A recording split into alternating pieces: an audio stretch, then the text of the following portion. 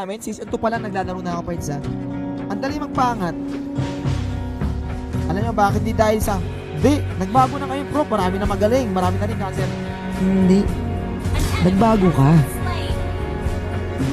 Kaya mahirap umangat ngayon. Naging toxic ka. Kaya hindi ka makakat ngayon. Laki na binagbago mo. Okay? Dapat good vibes lang, enjoy lang. Ngayon, Bird, konting mali ng kampi mo, sinisisi mo. Diba? Pag di nasunod gusto mo, sinisisi mo. Bird, toxic ka na. Yan ang real talk.